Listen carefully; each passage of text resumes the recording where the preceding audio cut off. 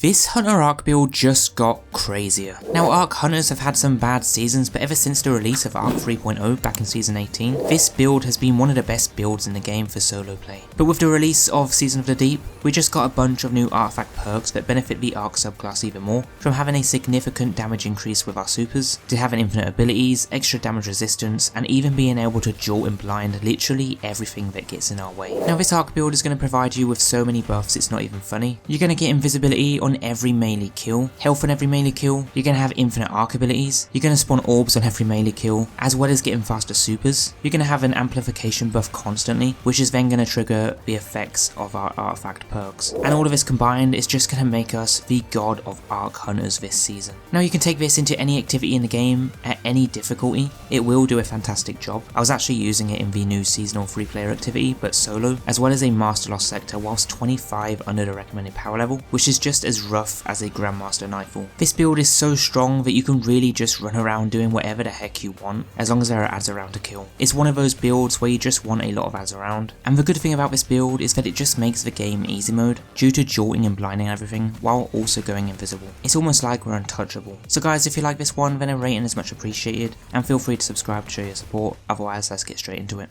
Now Season 21 has given us a bunch of new artifact perks that benefit mostly Arc and Void subclasses, which means we're going to have so many new builds to choose from when playing endgame PvE this season. So if you do like this build, then you might like some of my other builds, which you can find linked down below in my new playlist, so feel free to check that one out later because you might just find the build of your life. But with this one today, we're taking the Arc build on the Hunter from last season and updating it for this season, the Season of the Deep, using a few different things because we now have artifact perks that are going to benefit the build even more, so we will want to slightly change a few things around in order to get that optimal setup. So the new things this season that now benefit the build are that we can now gain extra damage resistance while being amplified using the amped up artifact perk. We also have the lightning strikes twice, where after throwing an arc grenade, you gain increased grenade recharge for a short time, and arc final blows extend the duration of the benefit. The third perk is Thunderous Retort, grants bonus arc super damage if cast while critically wounded or while amplified, lasts until the end of the super activation. We'll get this from being amplified. Then our fourth perk is Shock and Owie, so arc final blows while amplified so many bursts of lightning that damages and jolts targets. Now bear in mind that we're always going to be amplified with this build, and since we're using the aspect Lethal Current, we can blind every single tough enemy that we jolt by giving them a second punch in the face if they didn't die from the first one. So these perks really do take this build to the next level. There's just so many things making this build better, so it's a good choice to use in endgame PvE when playing solo. There is one more perk, it's called the Electric Armor, where we can stay amplified for longer, but this one isn't really needed as we'll be refreshing our amplification all the time anyway. Now the way you'll use this build this season is you'll first want to punch and kill an enemy and then dodge near another enemy. This will make you invisible, generate an orb of power, give you armor charge, make you amplified, and charge up a jolt shot, while also giving you a stackable DPS increase with your melee. From here you'll just loop between the melee and the dodge on repeat, and there's actually a lot of different exotics to choose from with this build, which will massively change the playstyle of how this build works, and I will go through those alternatives later in the video. But if you're new around here, you might be wondering how we're going invisible on the Arc subclass. Well, that's due to the exotic armor, which we'll get to in a moment. But what's essentially happening here with this loop is that you'll be using the combination blow melee ability to give you a stackable melee DPS increase every time you kill an ad, but killing ads with the ability instantly refills your class energy and restores a small amount of health. But because we're using the Gambler's Dodge, when we dodge near an enemy, we're restoring that melee ability as well that we just used. So it's a constant loop between the two abilities, which is how that works. Then due to our exotic armor that we're using, the Assassin's Cowl, powered melee final blows grant invisibility and restores a portion of health and shields. Finishers on more powerful targets have a greater effect. So on every melee kill, we'll get the health back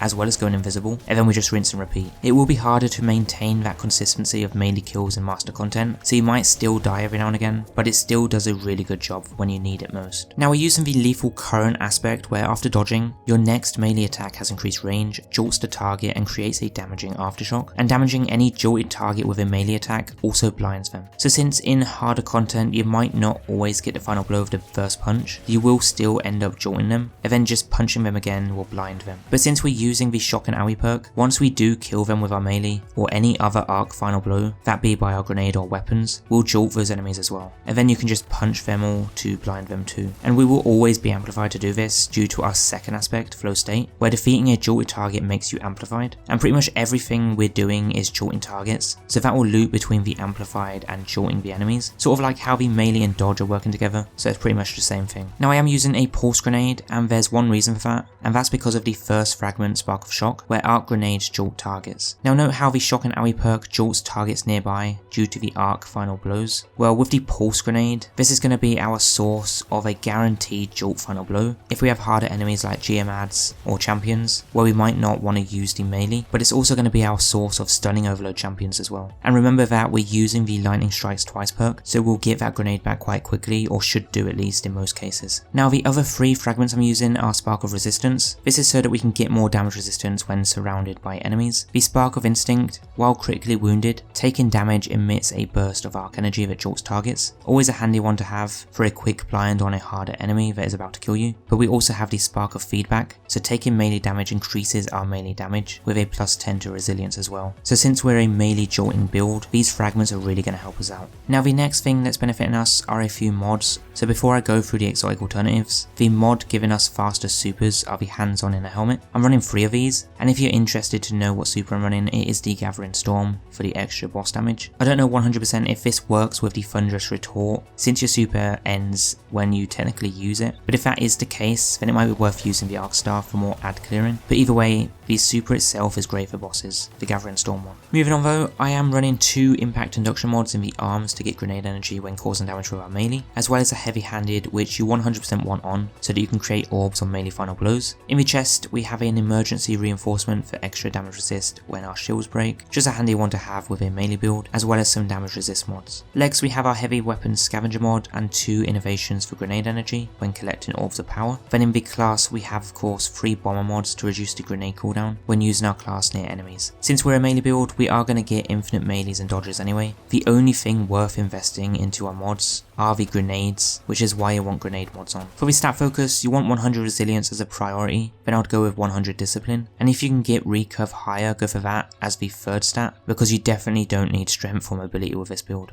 Exotic alternatives to use are the Liar's Handshake. This will make your melee damage better, but it comes at a cost of losing that invis from Assassin's Cowl, which just means staying alive in master content will be a lot harder, but worth using if you're playing in a team instead of solo. We also have the Raiden Flux. Use this alongside the Arcstaff if you want to go the Arcstaff route or don't have the Assassin's Cowl yet. The Bombardiers, great for blinding enemies nearby, but not really needed. And then the Frosties. This will just help you get the grenade back a little bit faster. You want to ideally use the Assassin's Cowl though, since this is by far the best hunter exotic to use with arc builds, since every melee kill will make you invisible. As for weapons, I like the auto rifle from this season. It pairs quite well with this build, but other options are pretty much any arc weapon. A good forbearance would be pretty nice though, but you could also run a Thunderlord or even a Trinity Eagle. Arc weapons are ideal if you want arc weapon final blows to trigger those jolting explosions. You could use a 1-2 punch shotgun for extra melee damage, but personally not a fan of those, but you do you. Then lastly, here's what the artifact setup looks like if you want the final version, and then here is what the mod screen setup looks like if you want to copy it, but as always dim links will be down below anyway. Honestly guys, this is by far one of the top few hunter builds in the game right now if you're going to be playing endgame content solo whilst using an arc subclass. You might have a few challenges once in a while, but as long as you use the build the right way, you will be fine. But if this build isn't working for you, then why not check out my new Season 21 build playlist down below so that you can find your next dream build. And guys, until the next one, go cause some lightning chaos, and I'll see you guys soon. Peace out guys.